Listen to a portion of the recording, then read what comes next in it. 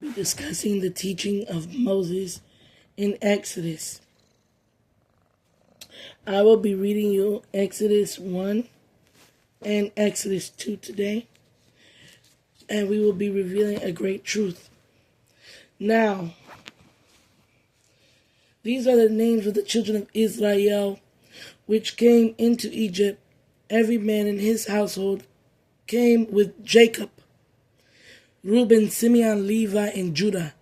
Issachar, Zebulun, and Benjamin. Dan, and Naphtali, Gad, and Asher. And all the souls that came out of the loins of Jacob were 70 souls, for Joseph was in Egypt already. And Joseph died, and all his brethren in all that generation. And the children of Israel were fruitful and increased abundantly and multiplied and waxed exceedingly and mightily, and the land was filled with them.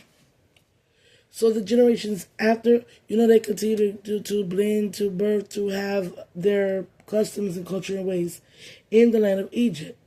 Now there arose a new king over Egypt, which knew not Joseph.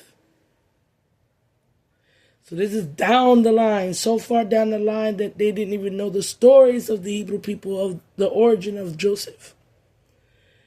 And he said unto his people, Behold, the people of the children of Israel are more and mightier than we. Come on, let us deal wisely with them, lest they multiply. And it come to pass that, when there falleth out any war, they join also unto our enemies and fight against us, and so get them up and out of the land. So this new king came in with this paranoid aspect of them being so mighty and so great that if any little quarrel happened, that they would automatically turn against the Egyptians. So they decided to do a Donald Trump and just start ICE immigrations and basically getting them out the land. Therefore, they did set them over taskmasters to afflict them with their burdens, and they built for Pharaoh treasured cities, Pithom and Ramses. So these are the descendants. This Pharaoh, this new king, is the descendant of Pithom and the era of Ramses. So these are the last few dynasties of Kemet, the last few dynasties of Egypt that lost their integrity. If you know anything about the history of Egypt, around Ramses, this is when the narcissistic society started to take over and the fall of Egypt was underway. But more they afflicted them, and the more they multiplied and grew, and they were grieved because of the children of Israel. So they caused poverty, harm. They tried to do things to them, and they just do what people do in struggle. They breed. Because tell you the Bible is about the reproduction and the evolution and the de-evolution of humanity. And the Egyptians made the children of Israel to serve with rigor, slaves. And they made their lives bitter with hard bondage in mortar and in brick, and in all manner of service in the field. All their service wherein they made them serve was with rigor. So you can have a person serve you, but to be serving them with rigor to where their bitter lives or no life is bondage or slavery. And it does not permit this.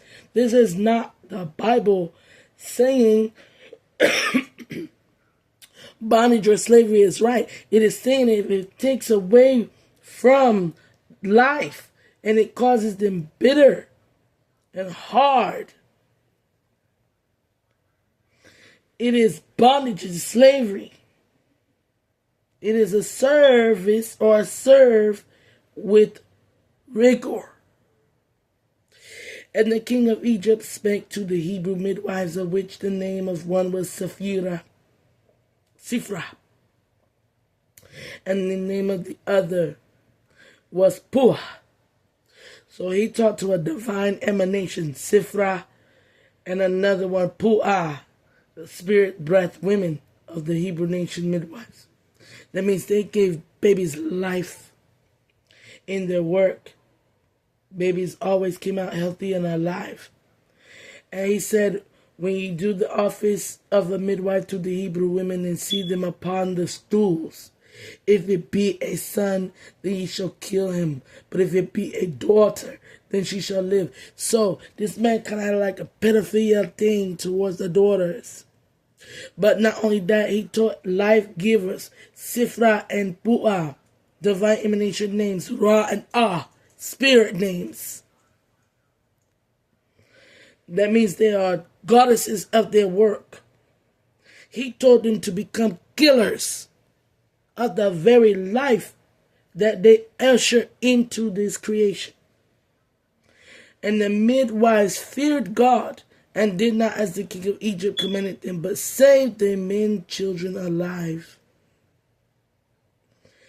And the king of Egypt called for the midwives and said unto them, why have ye done this thing and have saved these men children alive? And the midwives said unto Pharaoh, because the Hebrew women are not as the Egyptian women. For, speaking of the Egyptian women, they are lively and are delivered ere the midwives come in unto them. So they are full of life to where the midwives come into to the Egyptian women and help them with their healthy, life-giving children. Whereas the Hebrews they need the midwives, the ordinance of both ends. They need the power of Ra and this Holy Spirit to be endowed, because God dealt well with the midwives, and the people multiply and wax very mighty. And so they needed their ancestral deities to bring in their descendants. The Egyptians had their ancestral deities very strong and still in power. Why would I kill my children and curse my lineage? Curse the fertility of my lineage. And Pharaoh charged all of his people, saying, every son that is born ye shall cast into the river, and every daughter ye shall save alive. And this is what they don't tell you. Pharaoh then charged all his people. He then got to the point where he said, okay, then everybody will kill their sons. He ordered for every son, Egyptian or not Hebrew, to be killed. How many people learned that in church? That this Pharaoh got to the point where he fetishized a nation full of girls. And a nation that was anti-immigrant. That he turned the immigrants into slaves and flushed some out of the land and took the daughters of every nation of people as his own. Reproductive rights, always wanting to fight over, they always want the power of the womb. And discarded all male children. The Pharaoh charged all his people. Every son that is born, ye shall cast into a river, and every daughter ye shall save alive. The opposite of what was done in Asia, where they said all daughters be cast and all sons be saved.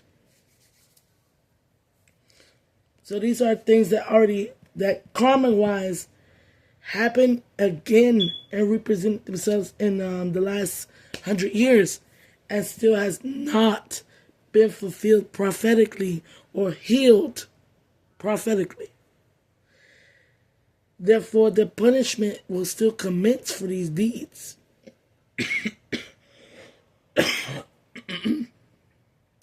And there went a man of the house of Levi that took to wife a daughter of Levi. And the woman conceived and bare a son, and when she saw him, he was a goodly child, and she hid him 3 months. Now there went a man of the house of Levi, who took to wife a daughter of Levi. He worked of the house of Levi. And he took to a daughter of Levi. And when she could, that means I told you in the beginning, you have to work for the house of the father in order to marry his daughter. That was Hebrew law. You could not have another woman in this world without giving your open service of work ethic and proving yourself to her father and her father's family. So the house of Levi, the man of the house, this means this man worked under the house of Levi. He proved himself worthy generations and generations to where he was allowed to marry a daughter in the house of Levi. And when she could not longer hide this child that she hid for 3 months, she took him an ark of bulrushes and daubed it with slime and pitch and put the child therein. And she laid it in the flags by the river brink. So she didn't put the child all the way deep in the water. She put it by the flags, a low flow on the side by the river's brink. Right? And then his sister stood far off to wit what would be done to him. So then they went and they hid to see. And the daughter of Pharaoh came down to wash herself at the river. And her maidens walked alongside the riverside. And when they saw the ark amongst the flags, she sent her maid to fetch it. And when she opened it, she saw the child, and behold, the babe wept.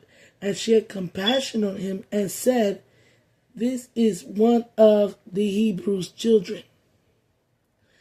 Then said his sister to Pharaoh's daughter. Now mind you, the sister stood far off. Now the sister come out of nowhere and say to Pharaoh's daughter, "Shall I go and call to the nurse of the Hebrew women, that she may nurse the child for thee?" And the Pharaoh's daughter said to her, "Call you." And the maid went and called the child's mother.